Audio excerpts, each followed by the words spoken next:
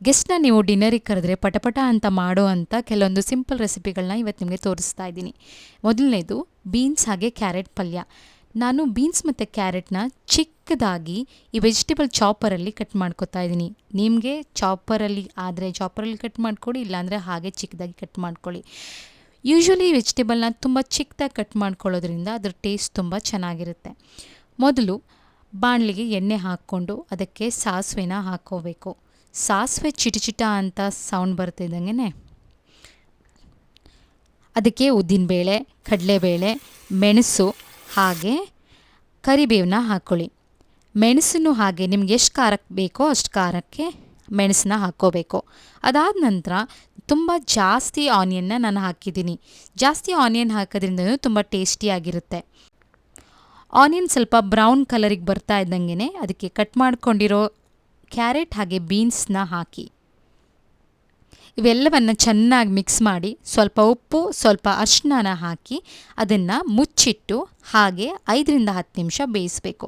ಚೆನ್ನಾಗಿ ಬೆಂದ ಮೇಲೆ ಅದಕ್ಕೆ ಕಾಯಿ ತುರಿನ ಹಾಕಿದ್ರೆ ಬೀನ್ಸ್ ಕ್ಯಾರೆಟ್ ಪಲ್ಯ ರೆಡಿ. ನೆಕ್ಸ್ಟ್ ರೆಸಿಪಿ ಬಂದು ಗೋಬಿ ಗ್ರೇವಿ. ಇದನ್ನು ಹೇಗೆ ಮಾಡೋದು ಅಂತ ತೋರಿಸ್ತೀನಿ. ಮೊದಲು ಕಾಲಿಫ್ಲವರ್ನ ಚಿಕ್ಕ ಚಿಕ್ಕ ಪೀಸಾಗಿ ಕಟ್ ಮಾಡಿಕೊಂಡು ಅದಕ್ಕೆ ಸ್ವಲ್ಪ ಆಯಿಲ್, ಪೆಪ್ಪರ್ ಹಾಗೆ ಸಾಲ್ಟ್ ಹಾಕಿ ನಾನು ಅವನಲ್ಲಿ 350 ಡಿಗ್ರಿಗೆ 20 ಮಿನಿಟ್ಸ್ ಬೇಯಿಸ್ಕೊಂಡೆ. ಈ ಥರ ಬೇಯಿಸ್ಕೊಳ್ಳೋದ್ರಿಂದ ಒಂಥರ ಕ್ರಿಸ್ಪಿಯಾಗಿ ತುಂಬ ಚೆನ್ನಾಗಿ ಬರುತ್ತೆ. ಇದೊಂಥರ ಡಿಫ್ರೆಂಟ್ ಮೆಥಡ್, ಟ್ರೈ ಮಾಡೋಣ ಅಂತ ಇವತ್ತು ಮಾಡಿದ್ದೀನಿ. ನೀವು ಹಾಗೇ ಡೈರೆಕ್ಟಾಗೂ ಕೂಡ ಹಾಕ್ಬೋದು. ನಂತರ ಹಸಿಮೆಣಸು ಹಾಗೂ ಶುಂಠಿ ಪೇಸ್ಟ್ನ ಮಾಡ್ಕೊಳ್ಳಿ. ಒಂದು ಪಾತ್ರೆಗೆ ಎಣ್ಣೆ ಹಾಕ್ಕೊಂಡು ಅದಕ್ಕೆ ಜೀರಿಗೆ ಹಾಗೆ ಮೆಣಸು ಮತ್ತು ಶುಂಠಿ ಪೇಸ್ಟ್ ಮತ್ತು ಸ್ವಲ್ಪ ಆನಿಯನ್ನ ಹಾಕಿ ಚೆನ್ನಾಗಿ ಬೇಯಿಸ್ಕೊಳ್ಳಿ. ಆನಿಯನ್ ಬ್ರೌನ್ ಬಣ್ಣಕ್ಕೆ ಟರ್ನ್ ಆಗ್ತಿದ್ದಂಗೆ ಅದಕ್ಕೆ ಒಂದು ಮುಷ್ಟಿಯಷ್ಟು ಕ್ಯಾಶ್ಯೂನ ಹಾಕ್ಕೊಳ್ಳಿ. ಅದನ್ನು 1-2 ನಿಮಿಷ ಬಾಡಿಸ್ಕೊಂಡು red chilli powder, coriander powder ಹಾಗೆ ಟ್ಯೂಮರಿಕ್ ಪೌಡರ್ನ ಹಾಕಿ. ಇವೆಲ್ಲ ಹಾಕಿದ ಮೇಲೆ ಟೊಮ್ಯಾಟೊನ ಹಾಕಿ ಚೆನ್ನಾಗಿ ಬೇಯಿಸ್ಕೊಳ್ಳಿ. ಟೊಮ್ಯಾಟೊ ಆನಿಯನ್ ಮೆತ್ತಗಾಗ್ತಿದ್ದಂಗೆ ಅದಕ್ಕೆ ಸ್ವಲ್ಪ 1 ಸ್ಪೂನಷ್ಟು ಮೊಸರನ್ನ ಹಾಕ್ಕೊಳ್ಳಿ. ಇವೆಲ್ಲ ಹಾಕಿ ಇನ್ನೊಂದು 2 ನಿಮಿಷ ಬೇಯಿಸಿ ನಂತರ ಇದನ್ನು ಚೆನ್ನಾಗಿ ತಣ್ಣಗಾಗೋ ತನಕನೂ ಕಾದು ಮಿಕ್ಸಿಯಲ್ಲಿ ರುಬ್ಕೊಳ್ಳಿ. ಎಲ್ಲ ಇಂಗ್ರೀಡಿಯೆಂಟ್ಸು ಚೆನ್ನಾಗಿ ಬೆಂದಿರೋದ್ರಿಂದ ಇದನ್ನು ತುಂಬ ಹೊತ್ತು ಮತ್ತೆ ನಾವು ಕುದಿಸೋ ಅವಶ್ಯಕತೆ ಇರೋಲ್ಲ.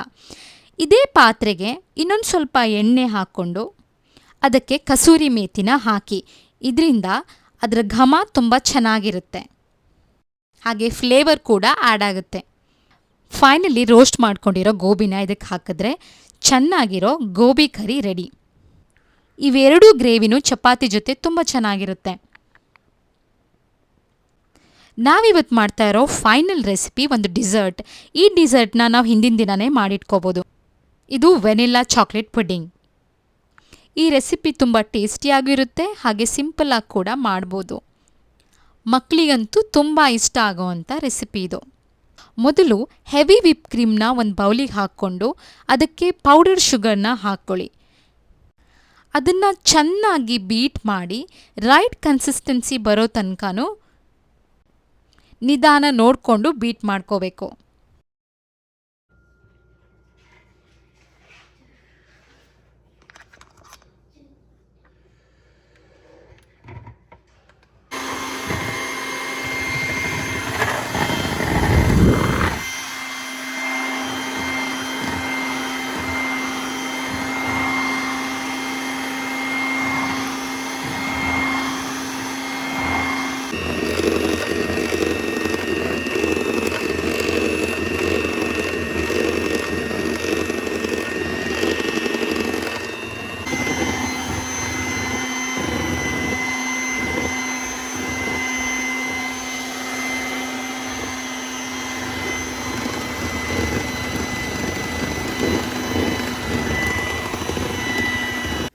ಇವಾಗ ಇದು ರೈಟ್ ಕನ್ಸಿಸ್ಟೆನ್ಸಿಗೆ ಬಂದಿದೆ.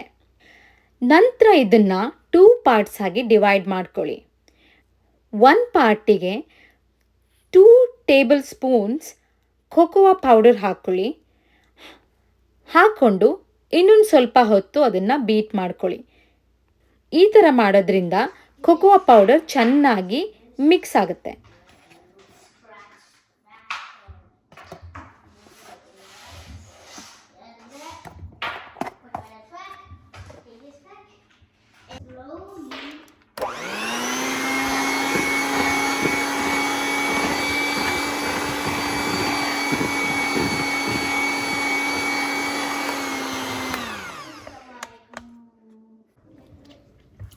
ಇವಾಗ ನಮ್ಮ chocolate flavoured layer ready.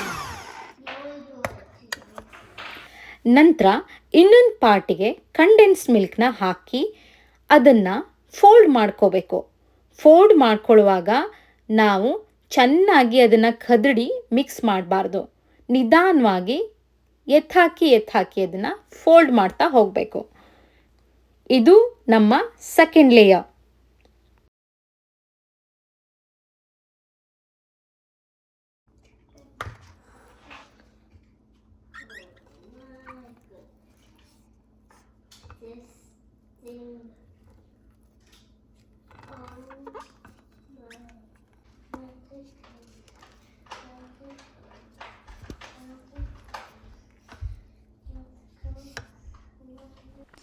Next ಈ ವೆನಿಲಾ ವೇಫರ್ಸ್ನ ನಾನು ತೊಗೋತಾ ಇದ್ದೀನಿ. ಇದನ್ನು ನಾನು ಚಾಕ್ಲೇಟ್ ಮಿಲ್ಕಲ್ಲಿ ಡಿಪ್ ಮಾಡಿ ಫಸ್ಟ್ ಬೇಸ್ ಲೇಯರ್ನ ರೆಡಿ ಮಾಡ್ಕೋತಾ ಇದ್ದೀನಿ. ನಾನು ಚಾಕ್ಲೇಟ್ ಮಿಲ್ಕಲ್ಲಿ ಡಿಪ್ ಮಾಡ್ತಾ ಇದ್ದೀನಿ. ನಾರ್ಮಲ್ ಮಿಲ್ಕಲ್ಲೂ ಕೂಡ ಇದನ್ನು ಡಿಪ್ ಮಾಡ್ಬೋದು. ಹೇಗೆ ಮಾಡಿದ್ರೂ ಟೇಸ್ಟ್ ಚೆನ್ನಾಗೇ ಬರುತ್ತೆ. ಇದನ್ನು ಮಿಲ್ಕಲ್ಲಿ ಡಿಪ್ ಮಾಡಿ ಇಮಿಡಿಯೇಟಾಗಿ ತೆಗೆದು ಲೇಯರ್ಸ್ನ ಮಾಡ್ತಾ ಹೋಗಬೇಕು. ತುಂಬ ಹೊತ್ತು ಇದನ್ನು ಮಿಲ್ಕಲ್ಲಿ ಬಿಟ್ಬಿಟ್ರೆ ಮೆತ್ತಗಾಗಿ ಹಾಳಾಗ್ಬಿಡುತ್ತೆ. ಈ ಥರ ನಾನು 1 by 1 ಇಟ್ಟು ಫಸ್ಟ್ ಲೇಯರ್ನ ಮಾಡ್ಕೋತಾ ಇದ್ದೀನಿ. ಇದ್ರ ಮೇಲೆ ಇನ್ನೊಂದು ಲೇಯರ್ ವೆನಿಲಾ ವೇಫರ್ಸ್ನ ಇಟ್ಬಿಟ್ಟು ಥಿಕ್ಕಾಗಿ ಬೇಸ್ನ ಮಾಡ್ಕೋಬೇಕು.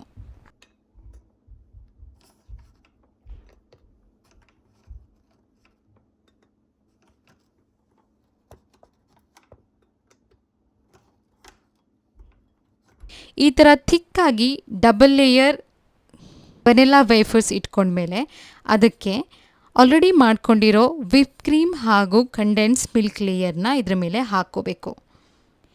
ಇದನ್ನು ಹಾಕ್ಕೊಂಡು ಚೆನ್ನಾಗಿ ಸ್ಪ್ರೆಡ್ ಮಾಡ್ಕೊಳ್ಳಿ. ಥಿಕ್ಕಾಗಿ ನಮ್ಮ ಸೆಕೆಂಡ್ ಲೇಯರ್ ರೆಡಿ ಆಗುತ್ತೆ. ಇದಾದಮೇಲೆ ಮತ್ತೆ ಇನ್ನೊಂದು ಲೇಯರ್ ವೆನಿಲಾ ವೇಫರ್ಸ್ನ ಇಟ್ಟು ನಮ್ಮ ಥರ್ಡ್ ಲೇಯರ್ ರೆಡಿ ಮಾಡ್ಕೋಬೇಕು.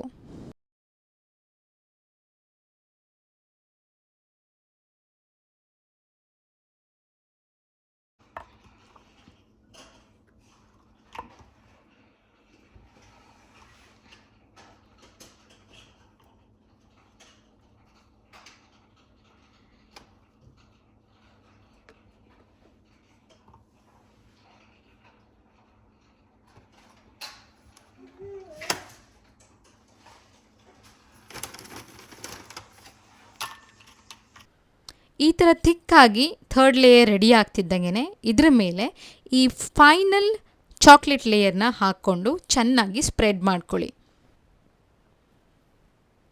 ಈ ಥರ ಇದನ್ನು ಥಿಕ್ಕಾಗಿ ಹಾಕಿ ಎಲ್ಲ ಕಡೆಗೆ ಸ್ಪ್ರೆಡ್ ಮಾಡಿಕೊಂಡು ಇದನ್ನ ಚೆನ್ನಾಗಿ ವ್ರ್ಯಾಪಿಂಗ್ ಪೇಪರಲ್ಲಿ ಮುಚ್ಚಿ 6 hours ಫ್ರಿಜ್ಜಲ್ಲಿ ಇಟ್ಕೋಬೇಕು. ಫ್ರಿಜ್ಜಲ್ಲಿಟ್ಟು 6 hours ಆದಮೇಲೆ ಇದು ಥಿಕ್ಕಾಗಿ ಚೆನ್ನಾಗಿ ಕಟ್ ಮಾಡೋ ಥರ ಆಗುತ್ತೆ. ಇದು ನಮ್ಮ ವೆನಿಲಾ ಚಾಕ್ಲೇಟ್ ಪಡ್ಡಿಂಗ್ ರೆಸಿಪಿ.